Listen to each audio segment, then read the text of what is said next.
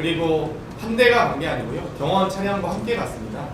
경원 차량 번호도 저희는 알고 있지만 그걸 굳이 밝히지는 않았고요. 근데 유독 계엄 당일날 보통 이제 이 박동만 원장이 여러 출타를 갖곤 했는데 12월 3일 비상계엄 당일 윤석열 배우자 김건희 씨의 부적절한 처신 혹은 불법적 의혹을 공개하기 위해 나왔습니다.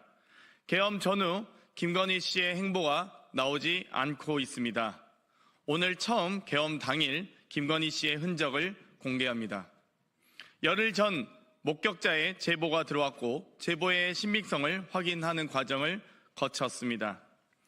김건희 씨는 12월 3일 비상계엄 당일 저녁 6시 25분에 들어가 계엄 1시간 전 저녁 9시 30분까지 3시간 동안 성형외과에 있었습니다. 카니발 하이리무진 차량 번호 274-73땡땡을 타고 신사역 4번 출구에 위치한 박동만 성형외과가 있는 건물 주차장으로 들어가 5층에 있는 박동만 성형외과로 올라갔습니다. 박동만 성형외과 박동만 원장은 22년 7월부터 대통령 자문의로 임명된 자입니다. 현재도 홈페이지엔 현 대한민국 대통령 자문의를 걸어놓고 있습니다. 23년 11월 부산 엑스포 유치 홍보를 위해 윤석열, 김건희 내외가 프랑스 파리를 방문했을 때 김건희 여사와 루이비통 재단 미술관에 함께 간 자로도 알려져 있습니다. 김건희 씨에게 묻습니다. 박동만 원장을 대통령실 또는 관저로 불러 시술을 받을 수 있었을 것입니다. 그런데 왜 계엄 당일 직접 강남까지 병원을 찾아갔습니까? 이날은 관저로 부를 수 없던 이유가 있었던 게 아닙니까? 그리고 비상계엄 선포하기 정확히 1시간 전에 나왔다는 것은 민간인인 김건희 씨가 비상계엄을 미리 사전에 인지하고 있었던 것 아닙니까? 윤석열이 김용현 등과 계엄을 모의하고 안가에서 계엄에 대해 지시할 때 등 김건희 씨도 있었는지 이에 대해서도 명확히 밝혀져야 할 것입니다. 또한 김건희 씨는 12월 3일 6시 25분부터 9시 30분까지 3시간 동안 성형외과에서 무엇을 하셨습니까? 3시간은 처음 대대적으로 시술 받을 때 소요되는 시간이라고 합니다. 김건희 씨가 시술을 받는 것이 처음은 아닐 테고 자주 받아온 것으로 보이는데 3시간을 시술만 받았을 가능성은 희박합니다. 업계의 종사자들은 이 정도 시간이면 프로포폴 등 다른 불법적 약물 투여를 의심해 볼 수도 있다고 합니다. 3시간 동안 김건희 씨는 박동만 성형외과에서 무엇을 했는지 밝히시기 바랍니다. 제보를 확인하고 추적적인 사항 과정에서 박동만 원장이 강압적인 색출에 나서 제보자가 양심 고백을 하는 것조차 극도로 두려워했습니다. 관저 이전, 양평 고속도로 게이트, 명태균 게이트, 인사 개입 의혹 등 국정 개입, 국정농단의 주요 인물인 김건희 씨가 이번 계엄에 개입되지 않았을 리 만무합니다. 언론인 여러분과 수사기관에서는 계엄 전후 김건희 씨의 행보와 박동만 성형외과의 많은 취재와 관심을 부탁드립니다. 배 의원입니다. 저는 오늘 12월 3일 비상계엄 당일 그리고 이제 3시간 정도 시간이면 이 관련 종사자도 다 알고 계시겠지만 시술을 처음 받는 안면거상술을 비롯한 시술을 처음 받는 분들도 3시간까지 받으려면 정말 큰 성형외과에서 3시간까지 있는 분들은 거의 없죠. 그리고 아주 큰 거의 시술이 아닌 수술에 준하는 시간인데 그 정도 처음이 아닌 자주 받아왔을 것으로 보이는 사람들이 그 정도 있을 건 사실 시술의 경우는 아닐 가능성이 매우 높다라는 종사자들의 얘기도 있었고요. 그렇기 때문에 이 부분에 대해서 명확하게 진실을 밝혀주시고 박동만 원장이 여러 언론사에 몇몇 언론사에 취재가 시작되자 아주 강압적으로 아주 강력하게 제보자 색출에 나섰다는 것 이 부분에 대해서도 박동만 원장과 관련된 취재를 하셨으면 좋겠고요.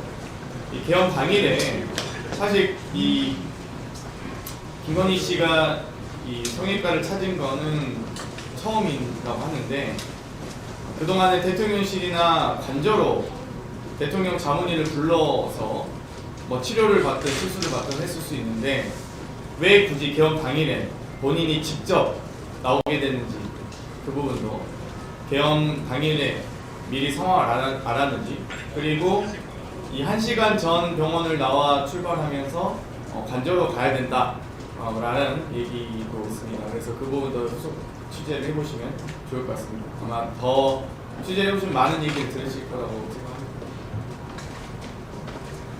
근데 김건희 여사 관련해서 흥부가 지금 나오지 않다가 이번에 제보자가 증언을 하게 된 게 바로 저는 며칠 뒤에 바로 들었는데 그래도 또 신빙성 있는 자료와 근거를 확보하고자 좀 더 조사를 했고요. 제보자를 목격자를 좀 사실 설득하는 과정도 있었는데 너무 이 박동환 원장이 색출을 강하게 해서 좀 그 부분은 됐고요. 그래 대신 뭐 차량 번호를 비롯한 아주 구체적 근거와 자료들도 저희가 확보도 했고 또 곧 보도가 될 예정입니다. 성형외과 의사가 주치의처럼 해외에서 현장 같이 가고 이런 거에 절차적인 문제는 사실 이제 대통령 자문위 자격으로 간 것이기 때문에 자문위의 조건이 사실 성형외과라는 건 좀 약간 이상하죠. 대통령의 자문이라고 하면 보통 내과 의사께서 여러 초음파나 심전도 체크 등 건강 관리를 하는 게 목적이지 성형 관리를 하는 게 대통령 자문위의 본래 목적은 아니라고 생각합니다. 그러니까 이 대통령 자문위 위촉 과정에서도 사실 문제가 많이 지적됐지만 여러 차례 이 루이비통 매장이나 이런 데 명품샵에도 같이 간다든지 혹은 이렇게 이 개업 당일에 영부인의 자격을 가진 자가 신사역에 있는 성형외과를 찾아간다는 것 자체가 그리고 한 대가 간 게 아니고요. 병원 차량과 함께 갔습니다. 병원 차량 번호도 저희는 알고 있지만 뭐 그걸 굳이 밝히지는 않았고요. 대통령 경호처와 관련된 경호와 관련된 사안일 수 있어서 어찌되었건 뭐 차량 2대를 다 가지고 과연 개업 당일날 무슨 그렇게 가겠습니다. 병원에 있는 사람을 다 내보내고 그리고 1시간 전에 관절이 이동했다. 김건희 여사가 특별로 전문의를 부르지 않고 병원으로 직접 찾아간 상황에 이런 조치와 어떤 연관이 있는지라고 지금 구체적으로 김건희 씨가 신사역에 위치한 성형외과에 직접 찾아온 적은 없었다고 합니다.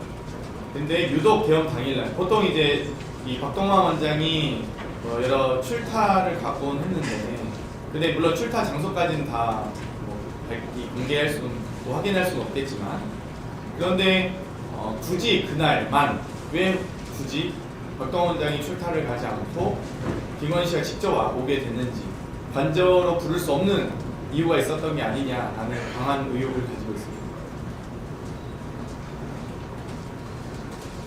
아마 좀 취재해보시면 재미있는 것들도 좀 아실 거예요. 박동환 원장 관련된 여러 얘기들이 있기 때문에 많이 취재해보시면 좋은 얘기 많이 할 것 같습니다. 만약에 김건희 여사가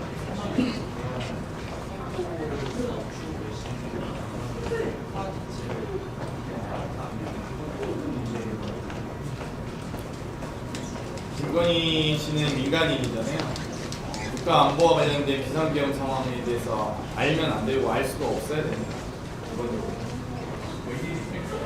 그래서 보통 여유 있게 있어도 되는데 1시간 전에 황급히 관저로 이동했다면 황급히 이동한 이유가 있겠죠.